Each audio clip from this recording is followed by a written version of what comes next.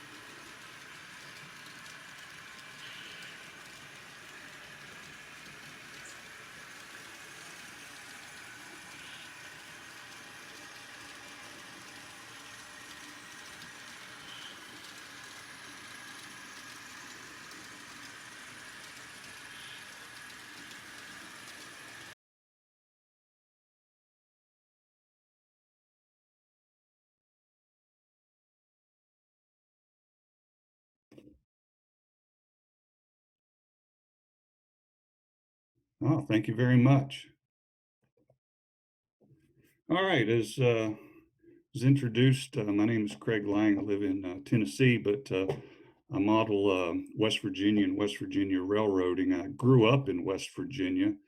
In my teenage years, I got into model railroading and modeled and scratch built a few buildings in the south central part of the state. Got interested in the New River Gorge and wanted to model a part of the New River Gorge.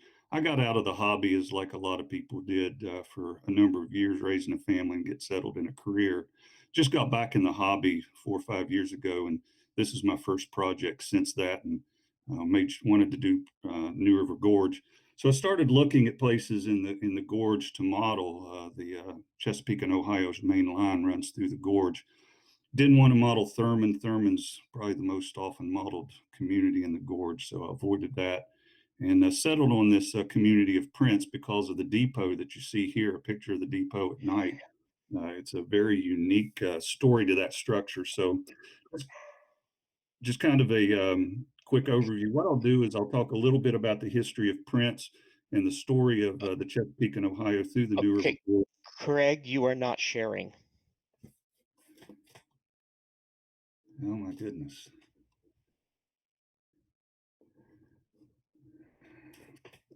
Okay, what happened there?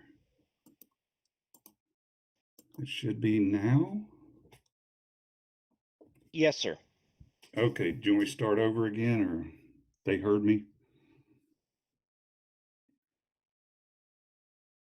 Okay, okay. Um, As I said, my name is Craig Lang. I live in East Tennessee now, but I grew up in West Virginia. Um, Grew up near the coal fields. My grandparents lived in the coal fields and was always interested in the southern part of West Virginia, and particularly the New River Gorge, where the Chesapeake and Ohio passed through. I got into model railroading as a teenager and scratch built a couple buildings in the gorge and in that area of West Virginia, but got out of the hobby like a lot of people did, get settled in a career and raise a family. So got back in the hobby 4 or 5 years ago. This T-track module is my first project since coming back. And I wanted to model something in the New River Gorge. I'd always had an interest in it, always did papers about the New River Gorge in college when I had to do a paper and could do it. And so I settled on Prince. There's some very modeled places in the New River Gorge like Thurmond. Tried to stay away from some of those well-known places. But I settled on Prince here in the depot and the area around the depot in Prince because of the unique story and unique history, particularly of that depot that you see there at night. So what I'd like to do in this presentation is three things. First, I'll talk a little bit about the story of Prince and the story of the CNO through the New River Gorge. Talk a little bit about T-track modules, the pros and cons of T-track modules, and how I had to alter a T-track module really to model this area. And then talk about some of the signature structures on my module. Talk about scratch building structures. So a little bit about there's my module that you saw in the video and reference to places that I'll talk about. All of those except for the residence on the left here. That's a Woodland Scenics trailer. Everything else is scratch built structures, and I'll talk about those as we go along. But just as a reference point, the station there, the red house behind it, a former grocery store called the Prince Paquette, that's nothing but cinder blocks and a sign now. The residence that you see there, that's a trailer. I will model a house. I'll talk about that later. The Prince Brother General Store on the left, some fish camps, and the Coffin Daffer crosses down along the river. But I'll talk more about those as I go along. Just a little bit about Prince and the Chesapeake and Ohio through the New River Gorge. Since I am modeling a real place, a little bit of context and understanding the arrangement of the community, I think, is important. Here is an old system map of the Chesapeake and Ohio Railway. Prince sits right on the main line in south central West Virginia. So this was a very busy place in the day, and really today it still is, with Amtrak Cardinal passing through here, coming through 3 times a week, I think. Here's a Google Earth view of Prince. As you see, Prince settled there in the New River Gorge. I'll show another picture that shows a little bit better how the environment of the gorge is there. It's a pretty deep gorge. And the town of Beckley, if you'll notice in the bottom left of the photo, is a much larger community of Beckley. If you lived in Beckley and you wanted to ride the train and the CNO, you had to make about a 7-8 mile journey down into the gorge to catch the train at the Prince Depot. Here is a closer view of Prince and the CSX, now CSX, former CNO main line. The CNO followed the river through most of its courses. You'll see just to the west of Prince, it doesn't follow that stretcher neck. It cuts through a tunnel there at Prince and then follows the New River as well. Many modelers may recognize a community just to the east of Prince, down here at the bottom right of the photo, community of Quinnamont, very noted CNO combination cabin and station there. But there sits Prince in the gorge. Here's a better view of the gorge itself, and you can see the steep slopes. This is looking at Prince, looking from the east, looking toward the west. And so you can see the gorge there. And one of the challenges that I had with this project, to me, modeling a community in the New River Gorge, I wanted to show the river to the ridge top. So I wanted to model from the river, at least a part of the river, up to this ridge top, just to the right of Prince. So that proposed a little bit of a challenge. and I'll show you how I address that by altering the module a little bit. Here is a rather unique photograph looking at prints from the other side of the river. Um, the date of this is somewhere between 1917 and 1946, just simply because of the depot that you see there was the second depot in Prince built in 1947 and then torn down in 1946 for the depot that I've modeled. But the Prince Brother General Store, that's a building that is on the National Register of Historic Places. It is modeled on the module, and I'll show you that later. Since I'm modeling current day, the building to the left of this general store wasn't modeled, but there was in the day some other buildings around that general store. So here's a closer up view in Google Earth of the community of Prince. Probably 120, 130 people in the community. And really, Prince has a residential section that you see to the east there. In the area that I modeled in the rectangle is where the station is and the general store, Prince Brothers General Store, the white structure on the far left. And then there's a couple other houses in there. So the real iconic structures of the town of Prince are the station and the general store. So that's why I modeled that part of the community rather than the residential area a little further east. So here's a close-up view of that area modeled with the river in the foreground, the CSX, formerly C&O main line. There's the station, very long platform. I had to selectively compress that platform. House in the top right is modeled. The former Prince Paquette, just cinder blocks and a sign, that's all that remains, so that's modeled. That residence that you see there with the orange roof, I am scratch building that right now, so that's where the trailer is right now. But so the trailer is just a placeholder, but a trailer on a hill is really a good West Virginia scene, so that provides a good little placeholder till I can model that, finish modeling it, and then the general store on the far left. So you can see the river here, and one of the challenges was how to model that river and the ridgetop, because as we'll see with T-track modules, you only have an inch and a half from the first track to the edge of the layout. So I'll talk a little bit about that as we go along.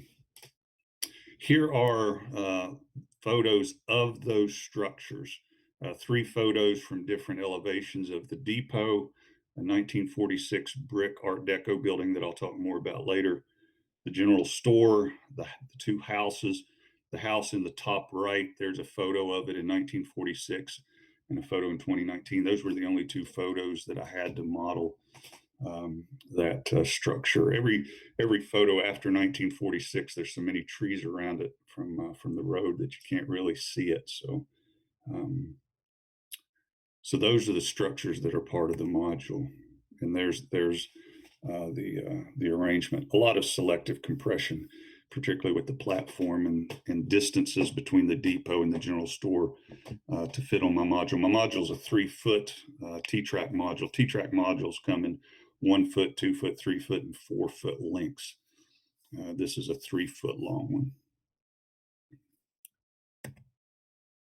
All right, let me talk a little bit about T-track modules if people aren't familiar with them, and some of the pros and cons of using them and how I had to alter the module and the module standards. Well, it's not really a standard, but there wasn't anything written about what I could do to that front, so I'll talk about that.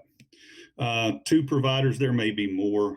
I'm familiar with CMR products that provide a very wide range of lengths, depths, and types of T-track modules. My module is a masterpiece module kit, very easy to put together. Is about a $30 kit. You can see the triple wide one there, and a whole variety of other types of those, or at least the in-scale modules. But what about these T-track modules? some of the advantages, some of the pros of these T-Track modules is their size. They're very portable. The photograph that you see there of my SUV, my RAV4, I had a friend at church construct out of PVC pipe so it could be taken apart. A couple shelves. I've got a 3 foot long module at the top. I've got a couple corners, curves in the middle, and then there's space at the bottom for another module. So you could potentially have um, in that space and the way that had that constructed, you could have 3 foot modules in the back end of that SUV. So very portable, and sizes are very, particularly the shorter the foot and the 2 foot long ones. Very easy to assemble, very easy to break down at train shows. You'll notice in the photograph in the top right, this was at Charleston, West Virginia, back in the spring when I presented with some of the guys in the NMRA Coal River Division in that area. And T-Track modules are just on banquet tables. Now, there's pros and cons to that. There's no need for legs because you put them on those banquet tables, as you can see there. But there are some disadvantages of that as well. What are the cons? What are the disadvantages? Size could be a disadvantage as well. A 1 foot, 2 foot a T-Track module is pretty small. And even with the 3 foot longs or the 4 foot longs that they call quad, you're still only able to model the narrow space along the tracks. I mean, most of these T-Track modules are 13 inches deep. Mine's 14 inches. It's considered a deep one. And so when you take a couple inches for the track in the front, you've got 10 inches or less deep to model. So that can be somewhat of a challenge. And I've found that to be, as I try to plan future modules, that the biggest challenge is that depth problem. Um, and the use of the banquet tables, I mean, it is at a low height when you take it to shows. And you can see the bottom photograph is the National T-Track layout in Salt Lake City last summer. And you can see that those tables, they come up to a person's waist or a little less. So you get a give and take without any legs. It's easy to assemble and break down, but it doesn't have the height that gives you the ability to look at it at I think, a more realistic view. So here is a sketch of my masterpiece module, 3 foot long, 36 inches, what's called a triple 14 deep. That 14 inches is a little deeper than most modules. There are some that are 20 inches deep, but that requires a special size on the back side of it. But this is the space that you have, very long linear. Now, um, when I got back in the hobby a few years ago, 2017, I went to the National Train Show in Orlando, and that's where I first saw T-Track modules. Um, but it intrigued me because you are somewhat limited on the depth, but the length is a little more. So you get this linear space along the tracks. And as someone who wanted to model New River Gorge, most of those settlements in the gorge are very linear because of the small space that you have down at the bottom of the gorge by the river, because the mountain slopes up pretty quick behind you. So at least modeling the New River Gorge, this kind of linear space really was kind of ideal. Now, here's the challenge that I had. If you'll notice on this diagram, I've highlighted in red this 1.5 inches in the front. The first track needs to be 1.5 inches back from the front of the module. Well, that gave me no room to model the river.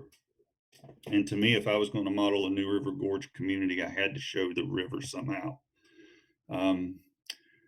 I looked and looked, and I found no standards or limitations on what you could do toward the front of that. I don't know that you want to bring it out too far because then you kind of bring it out past the table and people could bump into it. But what I decided to do was to bring the front of the module out 5 inches. So I extended the front of the module 5 inches. The track that you see there is the first track. So that's an inch and a half back from the front. So I added 5 inches to the front. So that way I could model the river, and you can see the styrofoam pieces I have there to represent the river bank up to the level of the track. That was probably the biggest challenge that I had with this project is making that decision and figuring out how to do that. So I've got a few photographs here of a sequence of photographs of the construction of the module. You can see the module there in the back. The fits together and glues together very, very well.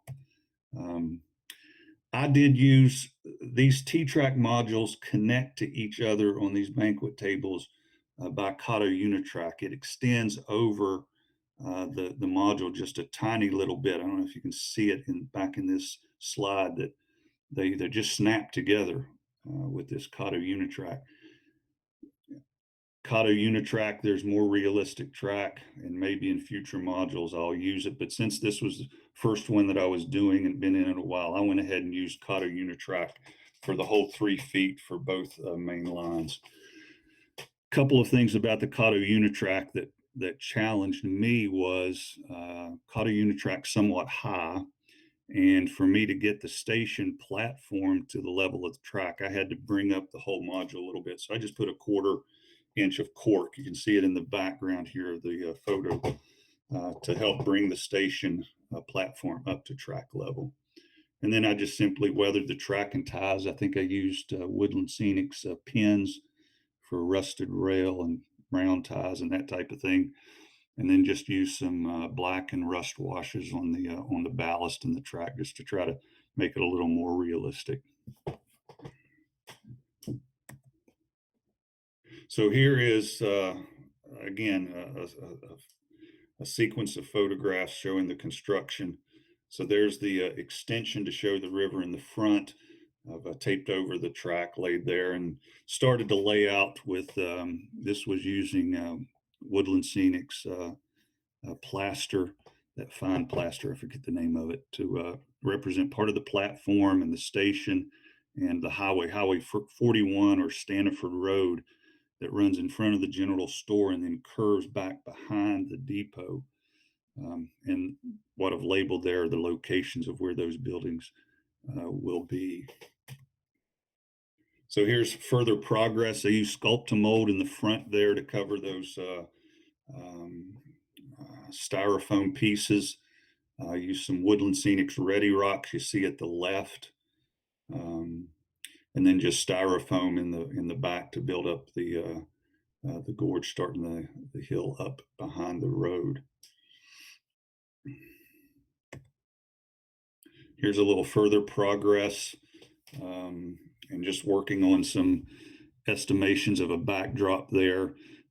What you see there is ground cover. Most of that, since this was a small module and it wasn't a lot of grass, I used Hecky static grass mats. Very pleased with their look. Um, Particularly from about 2, 3 foot away, they really begin to look better than maybe if you went look right up on them. But most of that is Hecky static grass. And you can see in the back left there, a Scenic Express super tree.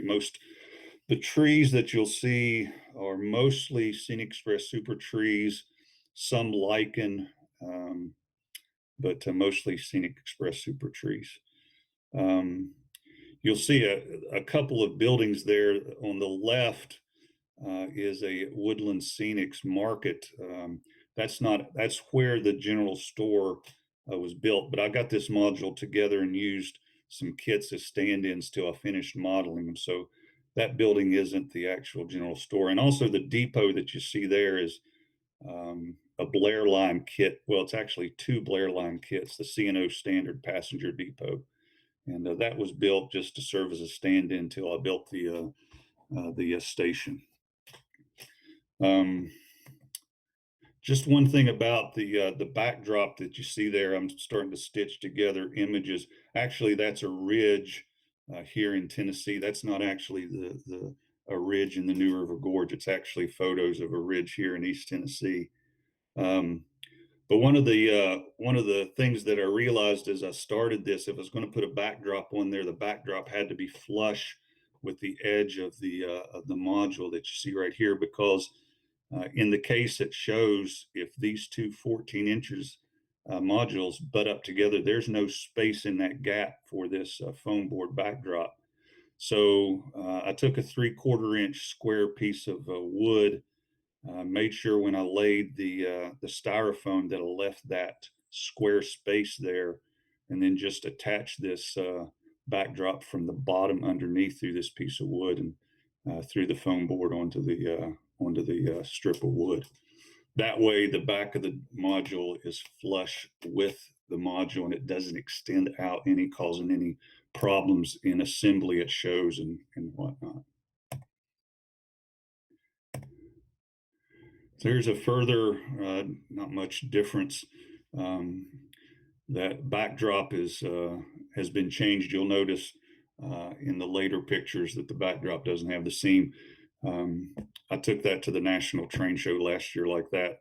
After the National Train Show, I got into Photoshop and figured out how to stitch photos together seamlessly. And you can see the construction here of the house. It's styrene and wood. Getting closer to completion. Now some of the trees are going in, try to blend those with the backdrop, and trying to finish up the river. The river is sculptamold mostly, and those rocks that you see embedded in the plaster are the Woodland Scenics Ready rocks. They have a line called creek bed rocks that are long and linear like that, and so that provided a good kind of representation along the river. So modeling this place required scratch building structures. You can see from those other photographs that I used kits as just stand-ins. Um, let me talk about these. Let me talk about the station at Prince. The station that I modeled, the 1946 Art Deco brick building, is actually the third C&O depot at Prince. You can see the combination station and tower, what the C&O called cabins at Prince around 1900. That structure was destroyed in a fire in 1917. In its place was the structure you see at the bottom right, and lasted until 1946. And at that point, the Art Deco brick depot was put in its place. You'll notice these photographs. Let me just give a shout out to the role that historical societies can play, railroad historical societies can play when you're modeling a real place. I mean, the archives of the Chesapeake and Ohio Historical Society was invaluable to this project in the photos that they provided at their website. Very interesting story as the C&O was coming out of the Second World War. The head of the C&O, Young, wanted to really modernize and really to showcase what modern passenger railroading could be. So there are a lot of plans made to modernize facilities. This is actually a drawing of what would could potentially be the Richmond, Virginia station. It never was built, but you can see the lines and the architecture styling there is a very modern type of structure. Part of the plans was to replace the Prince Depot. Um, this is a drawing by the C&O for the replacement station. If you'll notice, it's not Art Deco. It's a colonial Virginia kind of design, but this was a proposed plan for Prince that was never built. The Art Deco structure went out. Here's some architectural drawings of the proposed design for Alderson, West Virginia's depot. This design very similar to the station that was built at Prince, but this depot at Alderson never was built either. Alderson still to this day has the old standard wood brick, old standard wood C&O depot. So there was this plan to modernize a lot of company property and stations.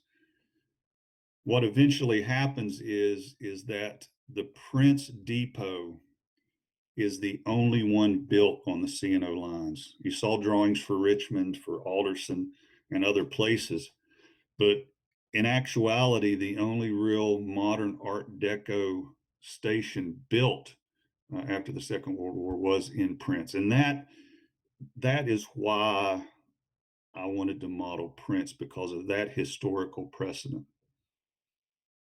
So here is this depot under construction from the track side. Here is a view from the street side. And here is a photo of it. I'm not exactly sure when that date was, but post-construction. What you see on the right-hand side is an article that appeared in Railway Age in 1946, soon after the depot was built and dedicated. You can see a photo of the depot, the outside of the depot there, and a photo of the interior. It had a real interesting mural of a coal tipple at the end of the inside of the building, inside the interior. Um, just wanted to show you this quote. This is the first paragraph from that article. With appropriate ceremonies, the Chesapeake and Ohio opened its newest and most up-to-date passenger station on June 26, a structure which is not only of trim modern design, but which, setting precedent in railway passenger station construction, incorporates such features as radiant heating, solar orientation, scientific air circulation and purification, and ultraviolet lamps in the laboratories as a protection against bacteria. And so there was a lot of effort in the design of this depot, and also taking into account where it sat in the bottom of the gorge and sun angles and these types of things. So a pretty interesting history to it. The challenge that I had that stumped me for a while was how to construct these banks of windows that you see on both sides, the track side and the street side. And one day I was looking through websites for windows, and I happened upon Tichy Train Group's utility windows in N-scale. And so what I did was that bank of windows that you see in the bottom right, those are individual utility windows glued together with CA. Um, and almost a perfect match, not exactly, but almost a perfect match in terms of dimensions with what was at the with the prototype. So once that problem was solved, I was able to move forward. The station walls are .020 styrene embossed brick. They come from N-Scale Architect. And then for strengthen on the back and support on the back, I've just got plain .040 styrene. And then you can see the bank of windows in the left part of the photo incorporated in with the station walls. Every stage along the process, I'd tape it together and put it on the module just to make sure everything was kind of fitting. And so here's a photo of it almost with the walls complete. So here are a few photographs of the module with views of the real station as well. So this is from the street side, from the west side, looking at the depot with the freight part of the freight room here to the left. And kind of hard to see in that photo, but a very unique C&O sign, a green and yellow donut sign. You'll see it better in a later elevation. Here it is from the track side, and the bank of windows again on that track side as well.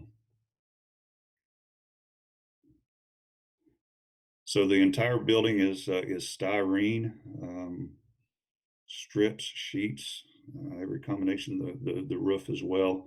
The roof was made with Woodland Scenics fine gravel glued to the top and then spray painted and weathered with pan pastels and washes.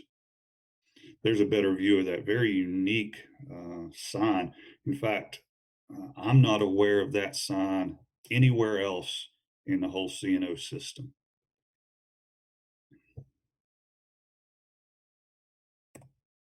So there's the station placed on the module in its correct location. The platform is a in-scale architect product, um, and it really should have been the height of that first level roof of the depot, but I don't know that I'll go back and change that or not. So several other buildings around the station were modeled. This is looking at the depot from the west side. This little red building with the yellow posts around it is actually a building that holds the handicap ramp for the Amtrak Cardinal when it comes through. And so I thought it needed to be modeled there as well. And that's all styrene. Um, Here's another building that is over a well. Um, that's styrene with printed brick just out on cardstock.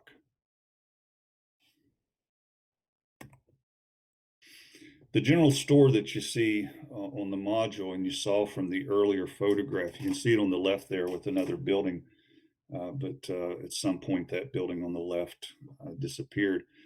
This building is on the National Register of Historic Places, and in that in the nomination form, it says that this store was the last surviving building of the New River Coalfield commercial businesses located along the New River. It's a very good example of the surviving architecture of the region, and as far as it is known, is the last of its kind. Built sometime around 1890, it was a grocery and dry goods store, and for a time, at the bottom left of the building, it was the post office for Prince. Here's a view of it in its present condition. It's been restored. It's not open, but the National Park Service has done some work to stabilize it and restore it. So this is what it looks like in its present condition, very close to Highway 41, as you can see there. Step much off the porch there and you are in the road. So here is photos of the construction. It is, again, styrene, um, a few Tichy train group windows, um, and some Grant Line or San Juan Details windows as well. But there's a few photos of the elevation in the front. And again, the top, I don't forget the architectural term for the top there. Those are just strips of styrene cut into squares, turned around into diamonds and cut into triangles. So here is the general store in its finished state on the module. Put a couple of Woodland Scenics lights, just plug system lights on the front of it. Here's another view of it. I've been experimenting with the focus stacking function in Photoshop, and so this is an attempt at that, showing the general store. As I mentioned earlier, this Woodland Scenics trailer will be going to be replaced with a scratch-built version of the house that's supposed to be there. Here is that house, the photograph of that house, and the scratch-built house as it exists right now. So it's not finished. So I have several lights under the garage opening here and have a light inside the house. That's why I'm detailing some of the interior of the structure as well. And again, that's all styrene and embossed brick from InScale Architect.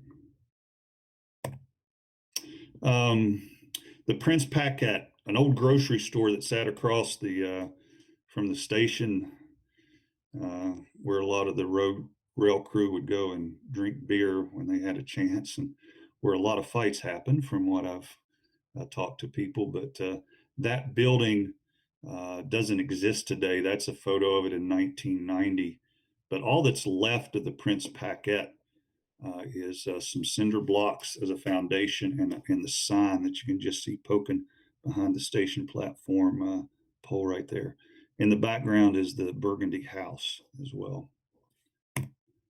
So I've tried to model a little bit of that, the cinder blocks here with styrene just cut to look like cinder blocks. And then there's the Prince Paquette sign on the side of the road to represent that location of that former store.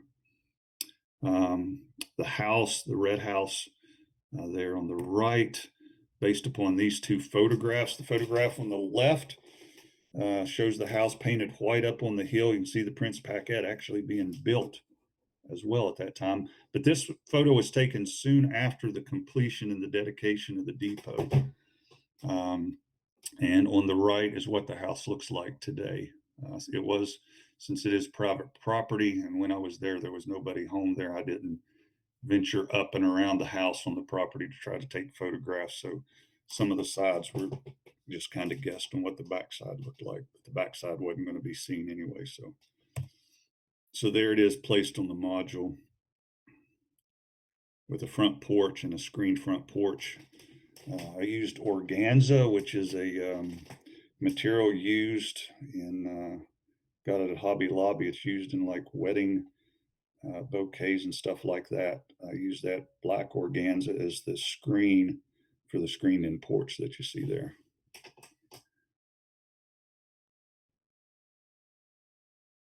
Couple of other things down on the New River. There are a couple of things that aren't in prints. These two fish camps aren't actually there in prints, but they are along the New River, not too far from Prince.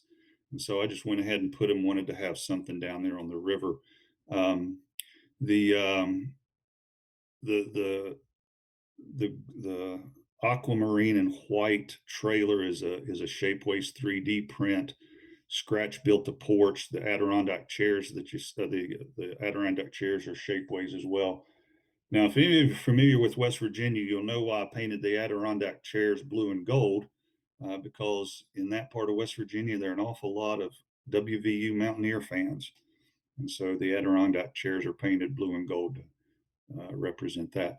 The building on the right is actually a bus with a porch on it on a rock in the town of Golly Bridge, not too far from Prince. So Classic Metalworks actually made a bus very similar to the one that's on the rock. You can see it in the top left.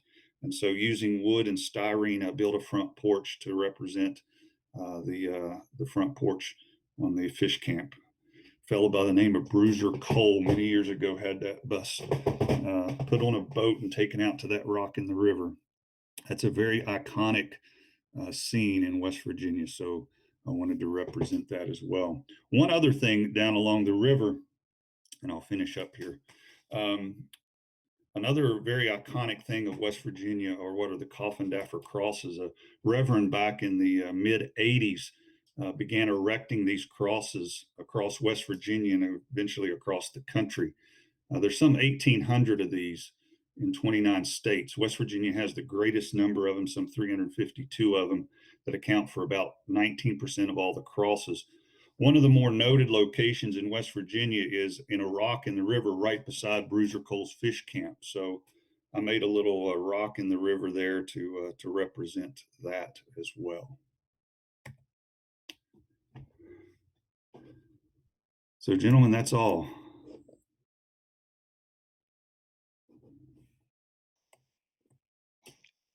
Very, very cool, sir. I am impressed. No, thank you. That was interesting. And there are some questions posted up in here. Sure. Question number one was, do you put anything under the modules to keep them from sliding on banquet tables? Ah. um, I since I'm in Tennessee, a lot of times I travel out of Tennessee to show with other groups. So whatever the other groups do, sometimes they do and sometimes they don't. Uh, there are there are legs. There are plastic legs that come with a masterpiece module kit. But the guys in West Virginia showed me a really nice thing that I bought at Woodcraft, the company, the retail store Woodcraft, that are legs that are adjustable. and that Hmm. brings a banquet table. But you're right, it's still, even with those legs, those most of them are plastic banquet tables. There's Yeah. some slide.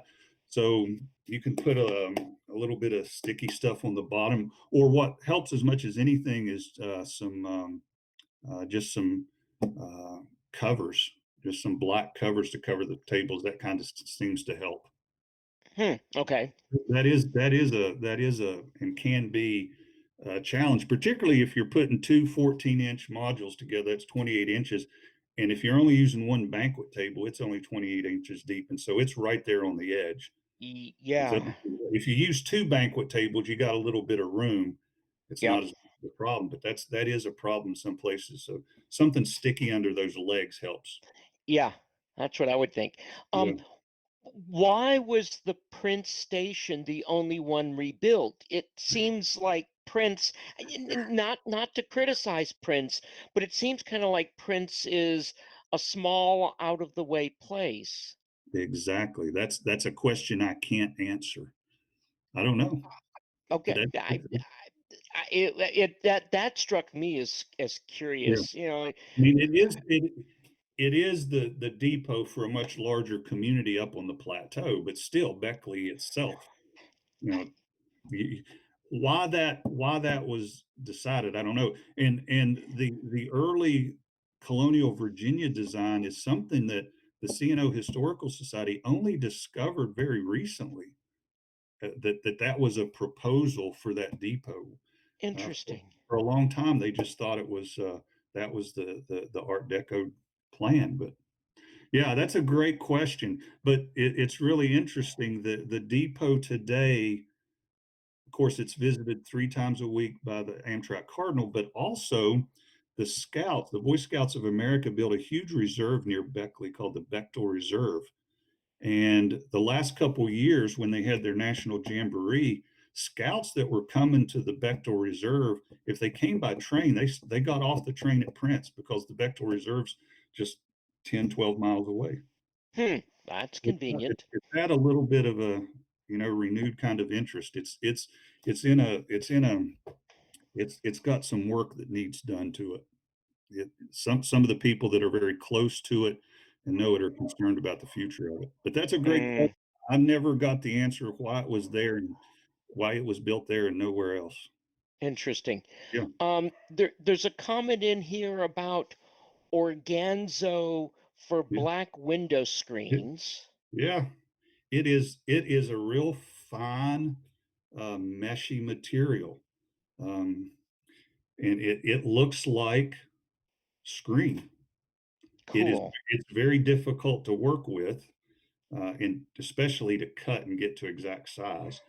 Um, Ooh, a yeah, laser. but it's Almost called want a laser. it's called organza. I went to Hobby Lobby, and it took a couple of people there to figure out what I was talking about. But it's in all different colors, but it's used in I don't know, wedding